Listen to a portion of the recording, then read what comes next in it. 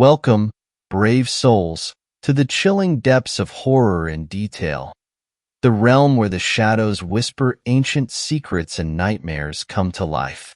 I am your guide through the darkness, and on this channel, we delve into the spine-chilling world of Wendigo horror stories that will send shivers down your spine. First story, The Wendigo. I'm writing this from a small motel just outside Green Bay. Something has been stalking, or more accurately hunting me. I don't know what to do, and that's why I'm asking you to help. You all know the legend of the Wendigo, right? Maybe you know it by Wendigo. Algonquian legends describe this entity as a man-devouring beast native to the Atlantic coast and Great Lakes region, as well as parts of Canada. I think this is what's stalking me. It started happening when I moved into my summer cabin past Green Bay. Little things happened at first. My dogs would bark into the woods, but I would see nothing. I didn't think much of it, just that it could be a deer or mountain lion. That didn't worry me because I'm a native Yooper, U.P. of Michigan native, and have had previous hunting experience. Mostly this would happen and my dogs would growl into the woods, but then seemingly forget about it, go romp around the cabin. Then came the night. As I lay in bed one night, I heard shuffling outside my window. My curtains were closed, but the window itself was open. My breathing hitched as I saw a shadow standing outside my window. Just know that the cabin doesn't have a high ceiling, so the windows are low, so I'm not sure the exact size of this creature. I lay frozen as bed as the shadow stayed there for what seemed like centuries, but could only have been a few minutes. Soon, the creature the shadow belonged to shuffled away, but not without emitting a guttural growl. This happened every night for the next 3 days. It would appear, stay, and then leave. After the third night of this, I woke up and went to check on my 2 hounds, Eleanor and Chip. I walked around to the back of the cabin where they slept curled up in their makeshift dog houses. I froze and felt my stomach rise up to my throat when I reached their spot. Blood was spattered everywhere, and body parts lay strewn all over the yard. Eleanor's figure lay disfigured and torn apart, next to Chip's quivering body. He, thankfully, was unharmed, but shocked and in quite a mental state. What monster would do this? I thought despairingly. No bear or mountain lion would dismember a dog like this. I knew what had done this. The creature that stood outside my window every night. The strangest thing, however, wasn't the spattered blood and gore, but the pearly white flap of skin next to my dog's corpse. Good old girl didn't go down without a fight. I picked it up and turned it around in my hands. One side was an almost translucent pearly skin, and on the other a light bluish blood, I think. I dropped it immediately and ran back inside. I grabbed my old hunting rifle and my pack, which contained some food, water, and other camping necessities. The nearest highway was due north, but 38 miles, but I wanted out of these woods before nightfall. That's when it comes, during night. In the daytime it stays in the woods, always watching, always following. I let Chip loose and we set off due east, where I knew a small town was less than 25 miles away. I could make it, but I would have to haul ass if I didn't want to die. Me and Chip walked for the first half of our journey, and then we ran. We made it to the town right before sunset, if you can even call it a town. There's a gas station, a motel, and a couple summer cabins by the lake. As we emerged from the woods, I heard the scariest sound of my life. The roar was deafening and pissed off. I knew that this wasn't the end of the game this son of a bitch was playing, but for me, tonight was enough. I am now staying at the motel, where the only residents are the owner, a runaway teen, and me. As far as I know, we could be the only people in this residence. I'm scared, so scared. I can feel it watching me, waiting, hunting. If I can survive another day, I will check in. But for now I cannot fall asleep.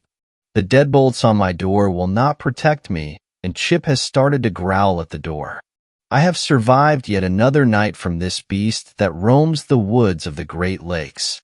Thank you so much for your support and input. I know many of you have been wondering why I didn't drive out of there like I had the hounds of hell on my trail. One very important detail that I forgot to mention was that I had my friend drop me off. I wanted to have a more authentic rustic experience and to get away from the city. My friend, let's call him Mark, was supposed to drive up every 2 days to check on me since he has a camp not too far away. Only, he never showed. He dropped me off and then he vanished. I knew something must have happened to him because he was the type of guy you could rely on, and I had known him since first grade and he never flaked. Even though his cabin wasn't too far away, I decided not to risk it. I knew something must have happened to him and his wife. As soon as I get some answers from this god-forsaken town, I'm going back to look for him. He would have done the same for me. I tried calling him from the phone in the office of the motel I'm staying at. No answer. Back on topic, all through the night I heard growling. At times it would sound distant, and at others close. I woke up to find long scratches on my motel door. I wonder why it didn't just tear it down and come get me. But it wants to play. I think it's because I might have woken it up. I don't know how or when, just that it's awake and coming after me. This morning, the creature left me a surprise. Eleanor's collar. It's a simple band of leather with her name inscribed on it. That fucker is going to pay. I have to get rid of it, even I don't survive. First it took my dog, and then my best friend. But no more. I woke up and walked around town for a bit, my rifle on my back and Chip by my side for protection. It turns out this town used to be larger, but when the stock market crashed, almost everybody left and never came back. Or so the motel owner tells me. He seems strange though. He's skittish and is always looking off into the woods. The lights outside the motel are always on, and he keeps the doors to all the rooms locked. He's either hiding something or knows what's following me. I think it's both. I know this might sound stupid, but I might try to break into his office. There's something in there that can help me. I know it. Maybe I won't though. I have the feeling that he could be a dangerous enemy. The kid that's here is most definitely a runaway. She cropped black hair, tons of black eyeliner, and lots of gothic black clothes. I wonder why she ran away. I don't think she knows anything. She said she hitched a ride here from a truck driver, and I don't think she's lying.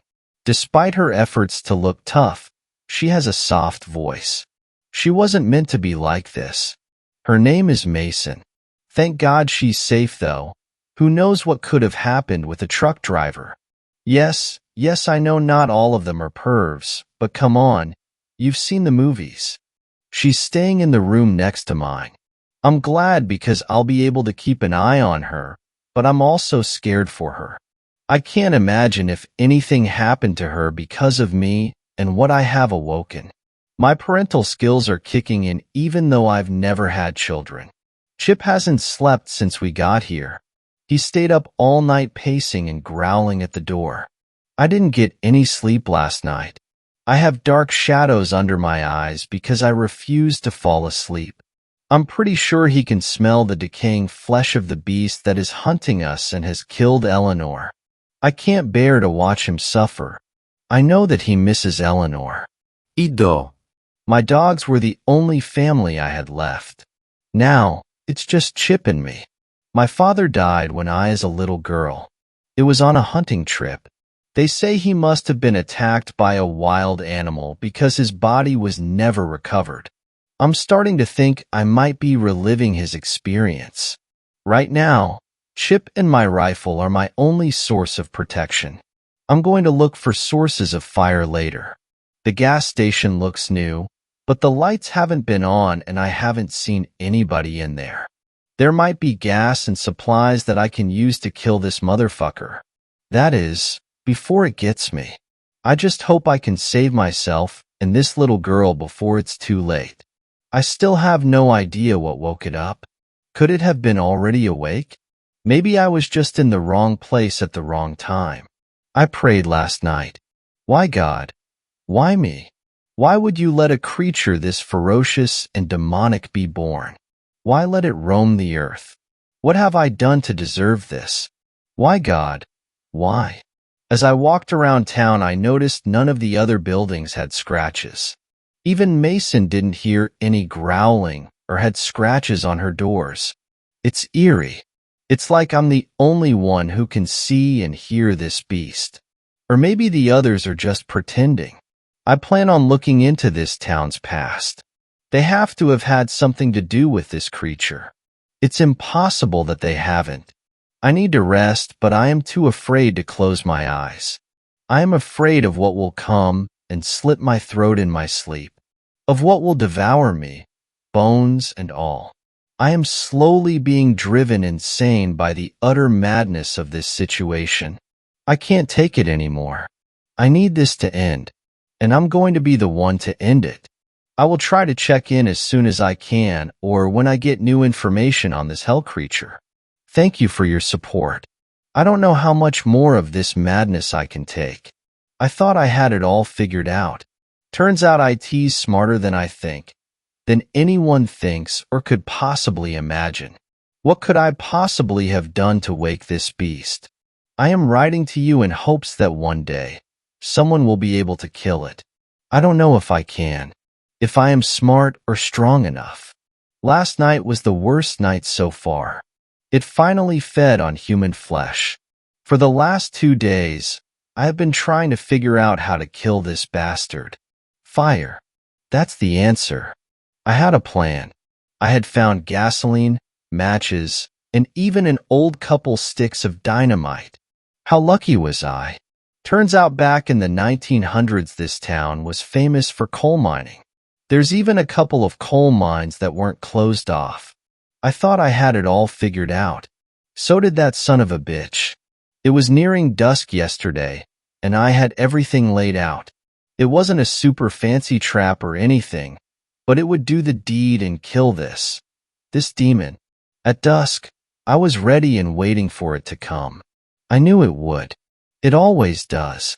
My trap was set right in the outskirts of the woods. I wanted to keep the motel owner and the stowaway kid out of this. I found enough dynamite to make 4 small piles. I placed them in ring and connected them all with some spare cord that I found. Hopefully this would work. I sat in the middle of the circle and waited, my trusty rifle at my side. I also had multiple knives on me hidden beneath my shirt and in my boots. Soon I heard growling that seemed to be getting closer and closer. Then it stopped and all was quiet. I don't mean peaceful silence. I mean dead silence. No birds chirping or squirrels running around in the trees. It's like they knew what was coming and were trying to save themselves. Leaves start to crunch and twigs snap. The growling resumes, but it sounds like it's coming from all directions. I stood up and braced myself the best I could. Who can prepare you for the moment you must fight a beast descended from the fires of hell itself? Then, it emerged from the woods. I cannot describe how horrifying this creature was. I wanted to close my eyes and curl up in a ball until this whole thing was over with. I almost did. But then I stopped myself and decided that I wouldn't let this beast harm any other people. I wasn't trying to play hero. I was trying to save myself. This creature was entombed in decaying yellow skin. Its glowing yellow eyes stared into mine and I felt my bones shake. The Wendigo loomed over me. Its sharp fangs were leering at me, almost laughing, as if saying, "Ha ha, what now?" I snapped myself out of my fear-induced stupor and ran to the nearest pile of dynamite.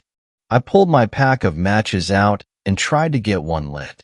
My hands were shaking so bad that it took 3 tries. The Wendigo slowly stalked towards me on its towering legs. I dropped the match on the pile and waited for fireworks. No such luck. The match sputtered and died as it landed just to the side of the dynamite wick. My heart dropped. I was certainly doomed. I had it all planned out that I didn't expect anything to go wrong. I looked around for the patch of matches that had fallen out of my hand when the creature batted me aside with a swipe of its paw. Blackness.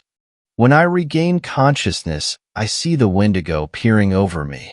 There is a long gash along my left leg, put there by its monstrous teeth. I groan and try to sit up. Soon, I find the beast on top of me snarling and spitting in my face. I find one of the hunting knives I had hidden on me and plunge it as far as it'll go before crawling away. I look at the creature and find the hilt sticking from where its stomach should be. Grayish-blue blood is oozing from the wound. The beast roars in pain. "Hey, what's going dash?" That sentence is cut off as the Wendigo lunges for Mason, the runaway kid. With a single swipe of his clawed hand, the creature tears into the kid's chest, chunks of flesh ripping away. The look on Mason's face will haunt me forever. It was pure fear and surprise. The poor kid never saw it coming. I scream in frustration as I try to get the nearest pile of dynamite.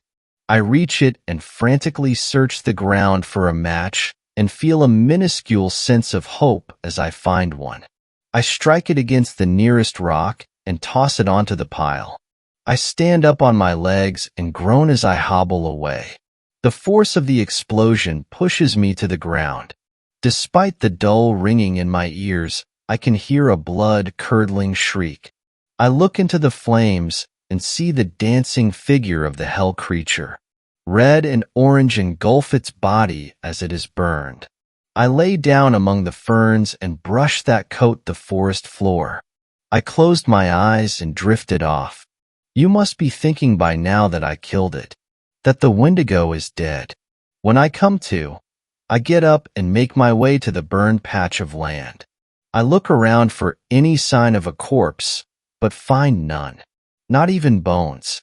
I could have been naive and assumed that the ashes scattered on the ground were from the beast, but I knew better.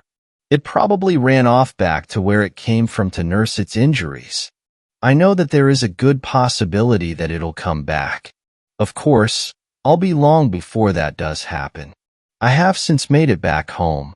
I am never going back to that cabin. Let it sit there and rot. A reminder of the constant sorrow that can lie in these woods among the beauty. Let it remind people of nature's dark side. I am thinking of having a memorial for Mason and Eleanor. Chip is okay. I had left him in the motel room before I embarked on the hunt. I couldn't lose him. He's the only family I have left. I am okay. I will be, at least until it comes again. This time, I will be ready. Second STPRY. Canadian Horror Story. Let me start by saying Canada has a lot of land that is free for people to camp on for a while before needing to move to another area. It is called Crown Land. And it is generally a fun way to camp during the summer, so me two good friends of mine, Jay and A, decided to bring our kayaks out to a small island for the night. The island even had a public barbecue on it, but we were sticking with the fire pit for roasting hot dogs, etc. Bringing an extra propane tank over in a kayak would be a nightmare anyways. It took us most the afternoon for the three of us to get across the lake and get back onto dry land, and the sun was already setting by the time we dragged our kayaks onto the island and got cozy near the campfire. We set up our tent before it got too dark and started the fire for dinner. We noticed some more fires through the trees on shore, which is fairly common considering the million cottages and summer homes along the side of the lake. A was annoying as usual and kept going on about the other fires after it got dark, joking about forest fires, etc. Me and Jay shrugged off his lame jokes and tried to enjoy the crisp air and beautiful stars, since this was his first time on an overnight kayaking trip and I wanted it to be nice for him. A says something along the lines of, "Is that a person watching us?" while pointing to a fire along the swampy shore. Our island wasn't very far from a swampy forest even a very weak swimmer could reach. I scoffed at him and realized he wasn't just joking around in nearly the same instant, because when I turned to look I seen it too. It was clearly a human silhouette watching us from the lakeside with a fire burning from some sort of torch or stick. The person didn't budge an inch even after we waved and called out to them, which was very unnerving. I tried rationalizing it as a grumpy old local who wasn't happy to have us partying near his cottage since we have a million of those on our lake. This fucking person stood there for hours as we drank and smoked and joked without even sitting down to rest. Jay isn't afraid to get confrontational and was the first to shout something nasty at the figure. The fire goes out and for a few minutes everything seems normal. I had almost forgotten about the figure when a loud metal crash came from the direction of where the figure was. The sound was very much like some sort of animal trap/cage being rattled and was followed by several splashes in the water.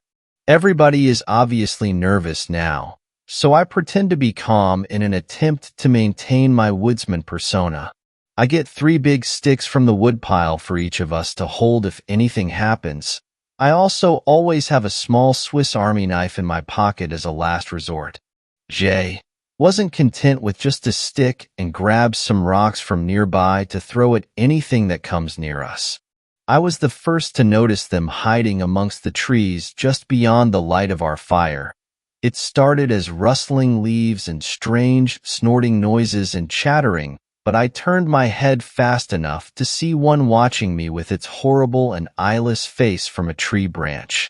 It was about the size of a rabbit or raccoon and shaped identical to an otter with an eyeless oval head and a wrinkled nose like a bat or a pig. I will never forget all the snarling teeth and the eyeless stare it showed me before darting down the tree and into the darkness. I had never seen anything like it in my entire life, and it made my heart twitch. It had no eyes, but was clearly aware of our presence. I lied to Jay and about what I'd seen. I told them my own shadow scared me, and I was just seeing things. They told me the same thing, and we all decided it was time to pack up early and get home as soon as possible despite how dangerous it is to kayak at night. We forgot a lot of things in our anxious rush to get the hell off that island, and we were surrounded by strange chattering noises the entire time we packed our stuff away into our kayaks. It only got worse during the ride home. Whatever I seen followed us and splashed behind us in the water, even scratching the bottom of my kayak several times until we were several miles away and the sun had started to rise. Our fear-fueled adrenaline wore off once we actually got back on the mainland, and we struggled to carry our kayaks home. Small town, so the marina/boat launch I use is very close, thankfully. It wasn't until after we all got a good sleep that we talked about what each of us had seen. Both of them described seeing those slender creatures and hearing the strange, chattering noises.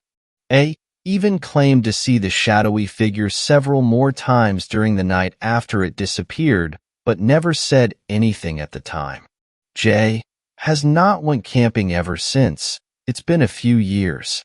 I am haunted by the event and rarely go outside at night now. Not because I think I know what is out there, but because what I seen is entirely unknown to me. Third story. Wendigo. My best friend is a Wendigo. Madison and I were lounging in the grass of the backyard, enjoying the last of the late autumn sun. She was busy playing with her toys, throwing them about as if she were sprinkling snowflakes. I, on the hand, was comfortable in my mom's lounge chair, trying to finish this book I kept putting off. It's Wendigo, not Wendigo. A dingo is a dog in Australia. I didn't take my eyes off the page.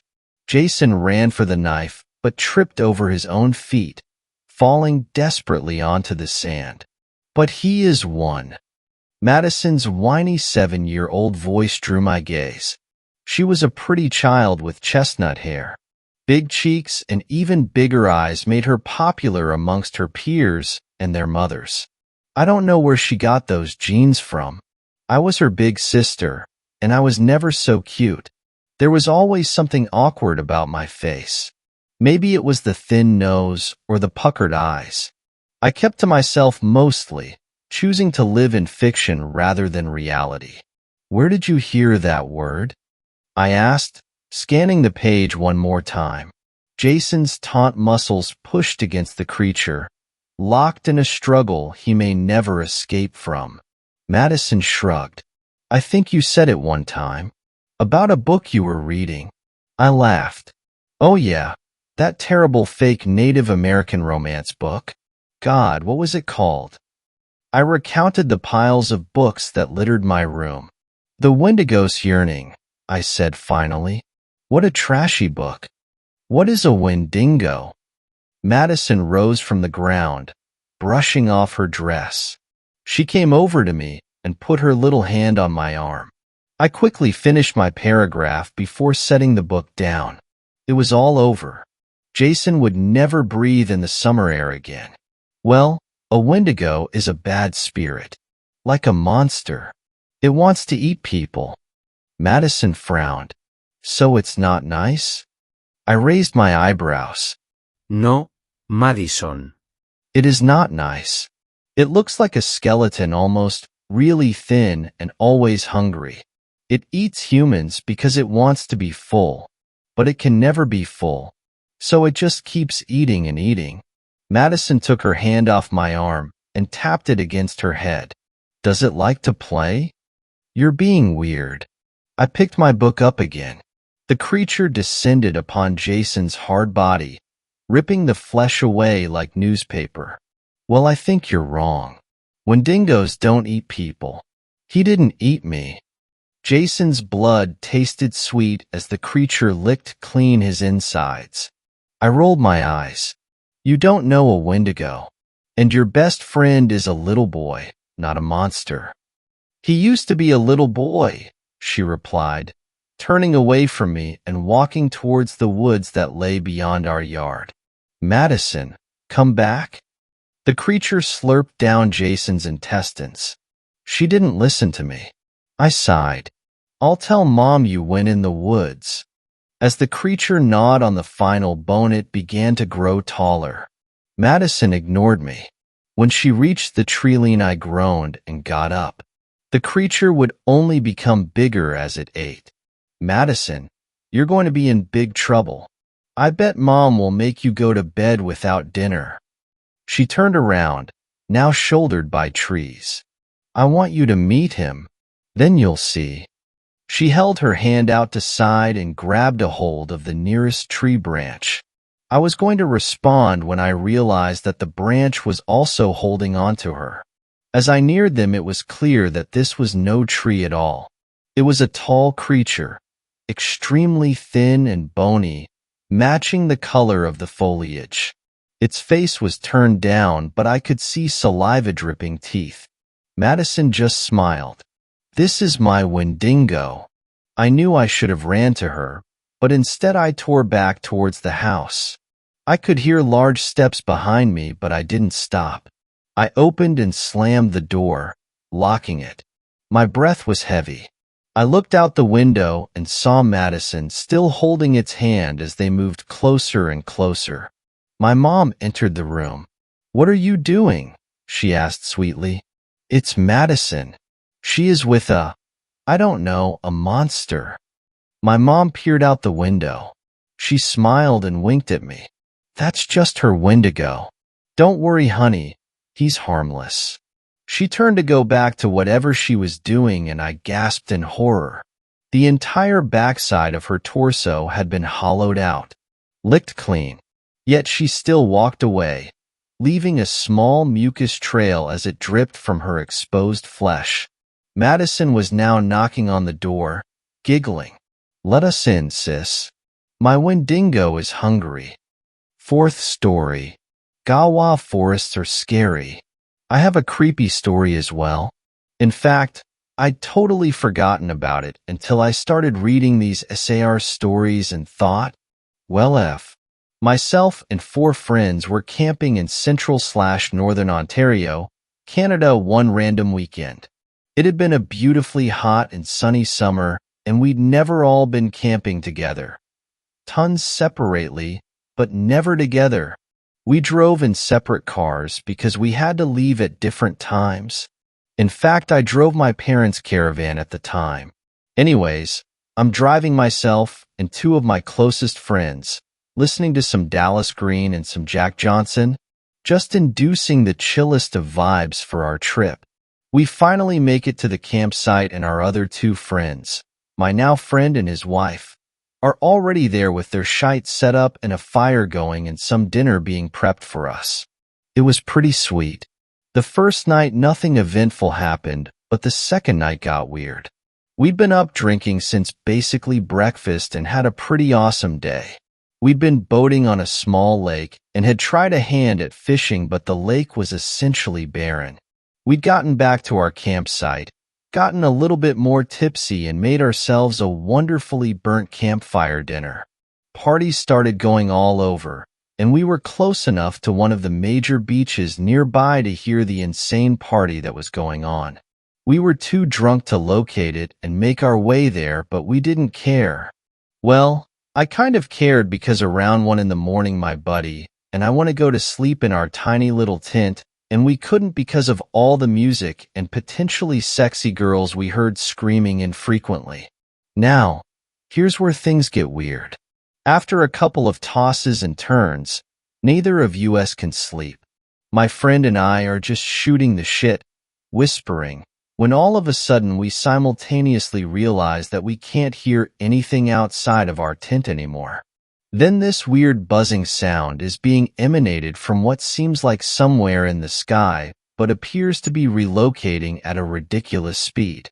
For example, top right corner 1 second, right beside us the next, top left corner thereafter, etc.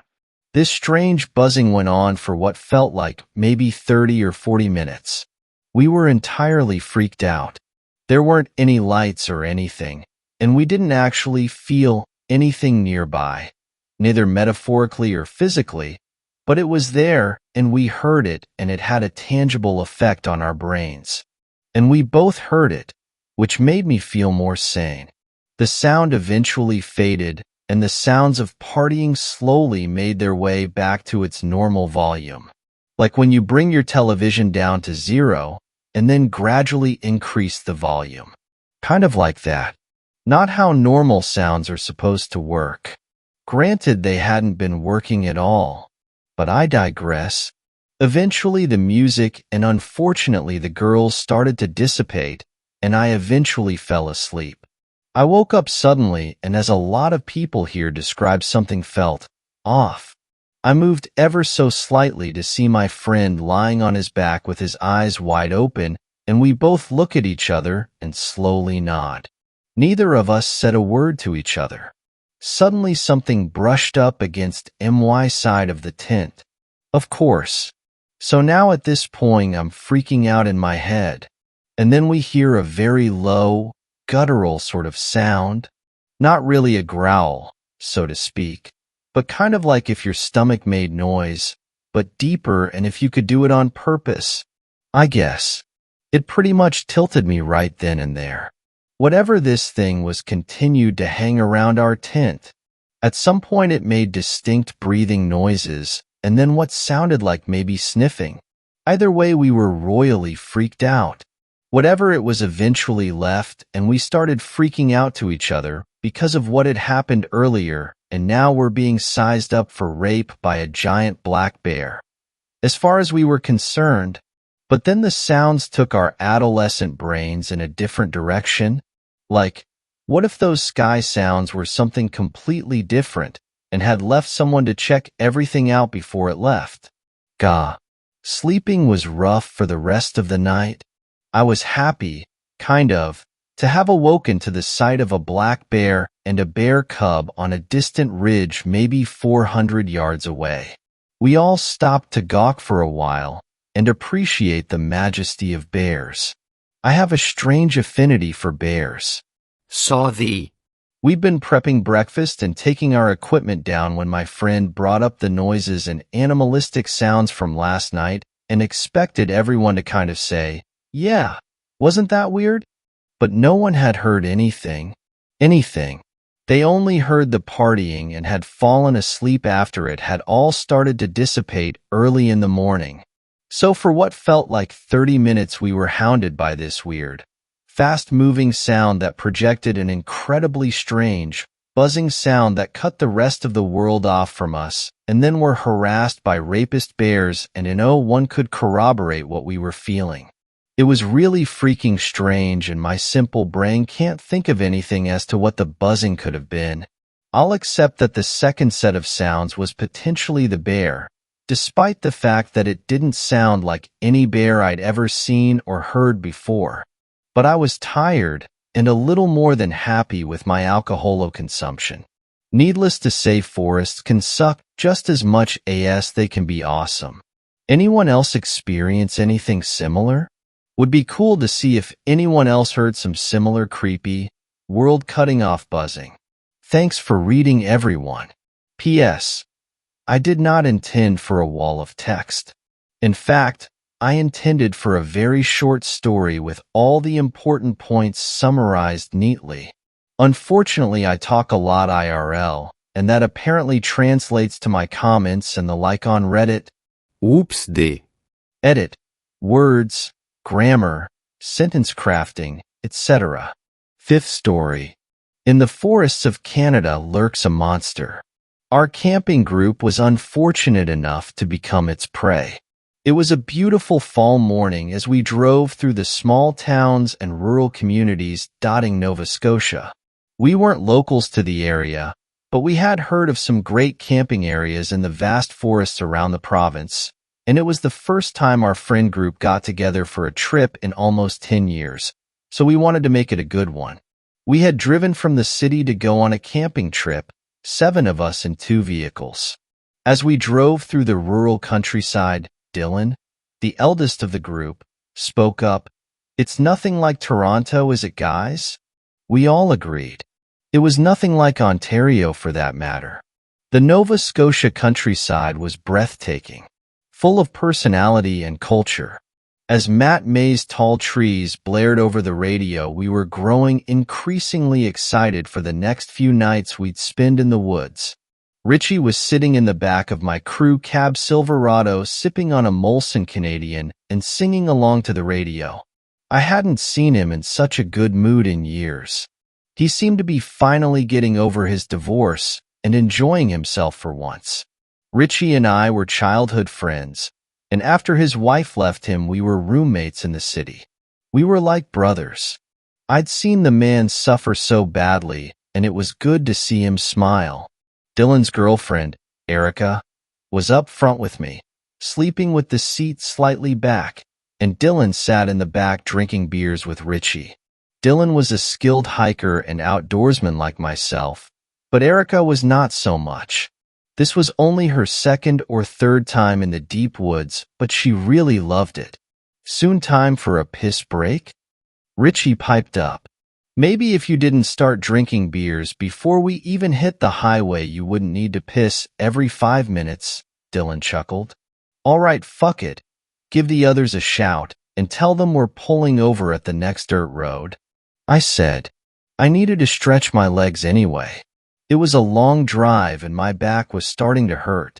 We called the rest of the group and pulled over. As we pulled off onto a dirt road and piled out of the truck, the others came in close behind in their Jeep Wrangler. The doors swung open and out came Mary Ann, Elizabeth, Robert. Mary Ann and Elizabeth were best friends. Even after all these years of knowing them, I couldn't believe how beautiful they were. They looked like 2 supermodels. Robert was from BC, and we'd only met him a couple years back, but he fit in with us so fast it was like he was always there. "How's everyone doing?" Robert said, with a large grin across his face. He was what you'd call a hippie, and always brought a boatload of psychedelics on our camping trips. He lit up a large joint and began passing it around. I spoke up. "We're good, man. Erica's still sleeping in the truck. How are you guys?" "Great," he exclaimed. "Fucking great, man. I could tell from the look on his face he'd already gotten into the sheet of blotter acid in his backpack. As the others chatted, I went with Richie to check the dump of the tuck to make sure we had all our supplies. 2 giant coolers full of food and drinks, fire starting gear, axes, knives, first aid kits, tools, bear spray. It was all there. We glanced around to make sure no one could see us from the road, and Richie and I pulled out the 2 guns we'd taken with us. An SKS rifle with about 60 rounds of ammunition, and a 12-gauge pump-action Mossberg with about 25 rounds of buckshot. The last time we'd been camping, we had a close encounter with a bear and nothing to defend ourselves with. So this time we made sure we did. You can never be too safe in the forests around here. We checked the maps. We were getting close. Only another hour or so, and we'd be driving into the woods. Then it was a day's hike and we'd be at our chosen campground, a decent-sized clearing in the woods next to a freshwater lake. We'd planned to stay for a couple of days and hike back out. We had plenty of supplies.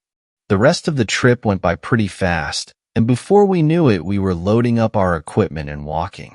We'd spent most of the day hiking through the woods, stopping for smoke breaks and once to eat. I checked the GPS, and we were getting nearer to our final destination. Some of the group noticed things in the woods along the way. They looked like small native totems, dolls, carvings, odds and ends hanging from the trees. This must have been a native hunting ground or something, we figured. We left the totems and ornaments where we found them. As we came upon the clearing, the sun was just beginning to set. We set up our camp and were preparing for our first night there.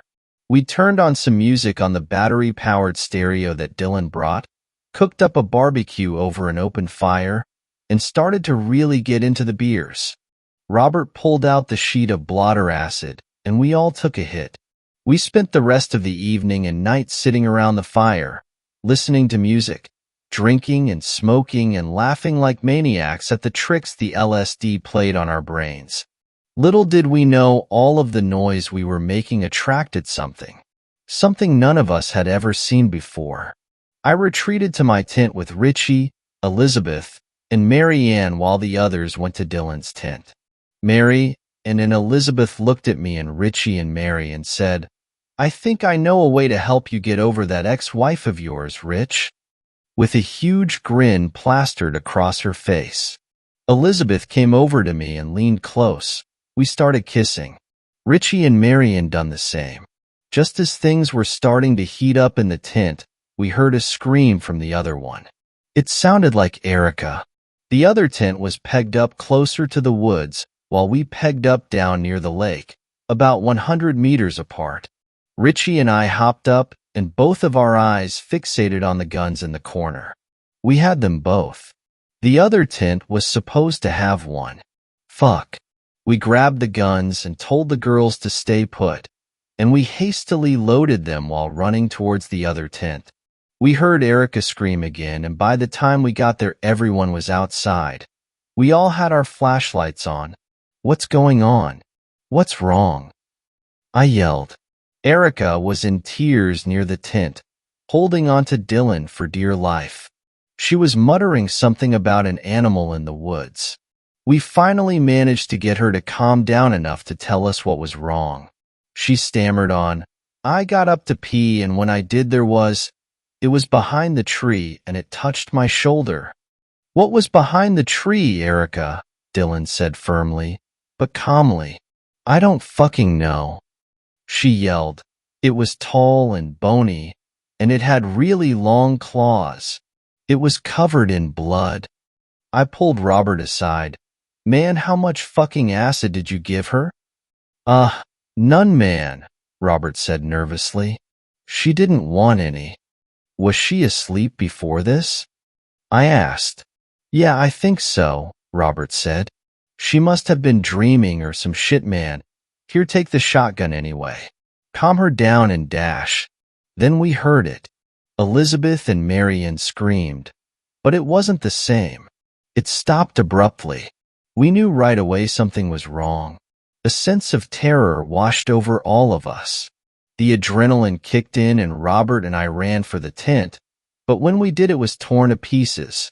When we looked inside, so were the girls.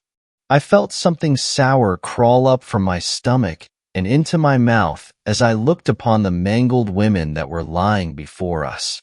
Elizabeth was still alive and was begging me to help her. The helpless look on her eyes shot through me as I noticed both of her legs were missing and her insides were hanging out. Marianne was missing an arm and her head, and was almost torn clean in two vertically.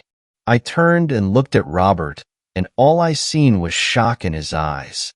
I turned around and vomited. Robert couldn't look away. We yelled for the first aid kit, and the rest of the group came running. We sat and held Elizabeth's hand as she begged us not to let her die.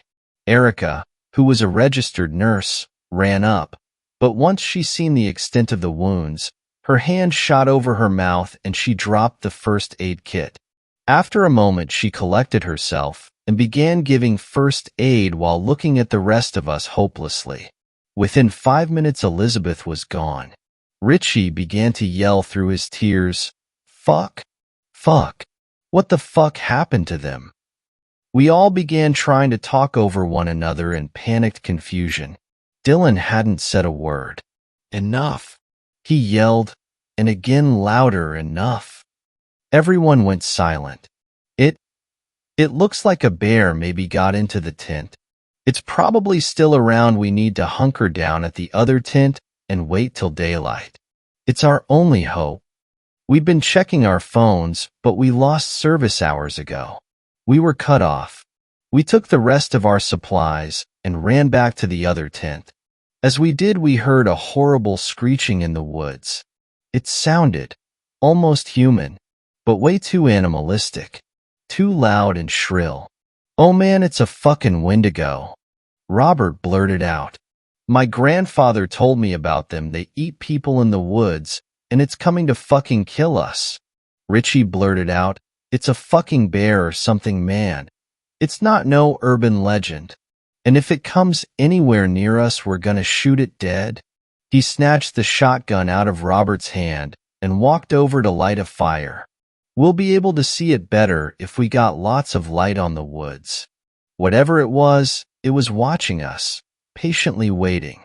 We could hear it go back up to the other tent and drag something out. The bodies. The poor girls. The woods grew eerily cold and quiet. We sat there around the fire with our guns trained on the woods.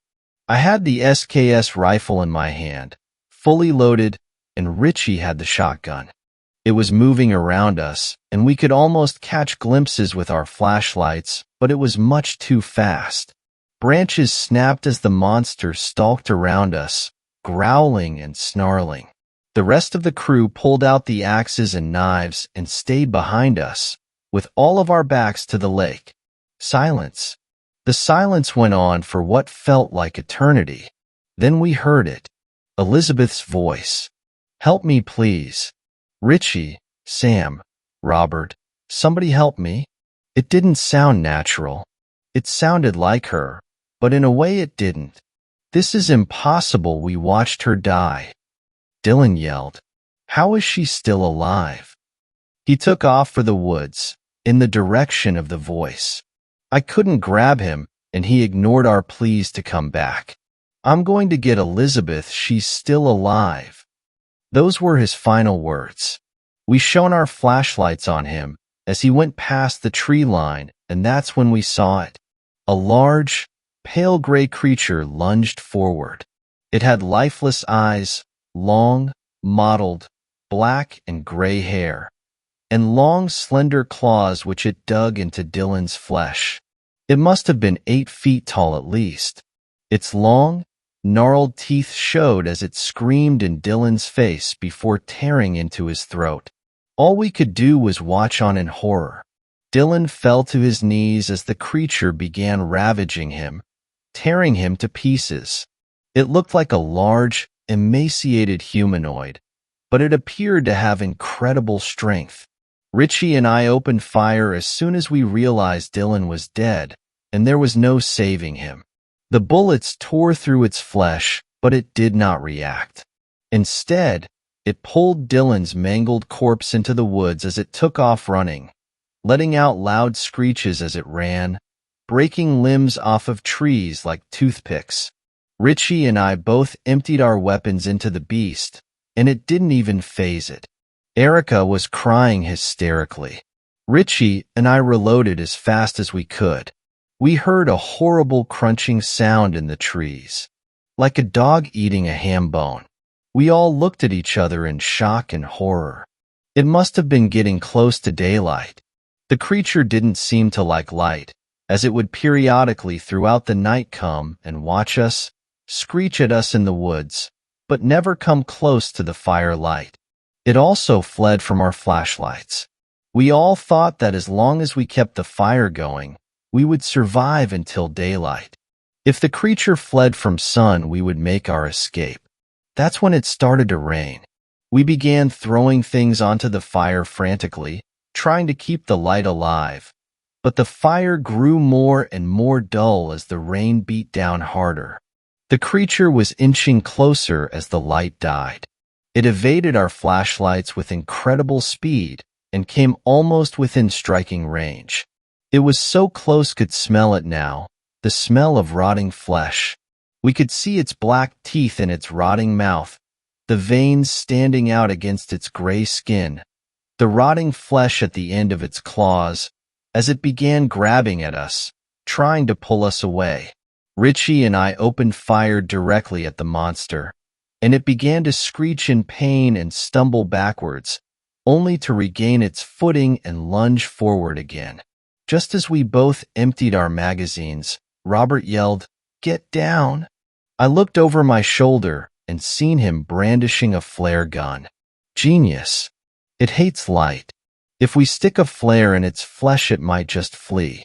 But Robert done even better than that. He fired a bright ball of white phosphorus directly into the monster's screeching mouth. It flailed around horrendously as the flare burned away inside its mouth. It gave Richie and me enough time to reload and begin firing on it again. We were on the last of our ammo now. If it didn't die, we were fucked. Robert loaded another flare and let it fly into the monster. This one stuck into its chest, and it fell down. We swarmed it with whatever weapons we had left. Richie and I opened fire until we had nothing left, while the rest of the group jumped on it with knives and axes. It let out its last awful squelch as Erica drove a large, splitting axe into its head. We retreated back to the camp, watching the monster cautiously, fearing it may jump back up and charge at any minute. We sat there not saying a word until the sun came up. As the rain subsided and the sun cleared through, we immediately left the camp, with everything left behind, and made for our vehicles. By the time we escaped the woods, we were completely exhausted, and as the shock subsided, we began to sob and try to make sense of what had happened in those woods. We decided that it would be best if we told everyone a grizzly bear had gotten our friends. Nobody would believe the true story anyway, and during the funerals, we vowed to never speak of it again. I don't speak to my old friends much these days. We mostly went our separate ways after the incident. The only one I did speak to was Richie, but he committed suicide about a year after it happened, with the very same shotgun he held his ground with on that dreadful night. And on nights where I can't drink the image out of my mind, it comes to me in my dreams, screeching rabidly, flailing, ready to kill.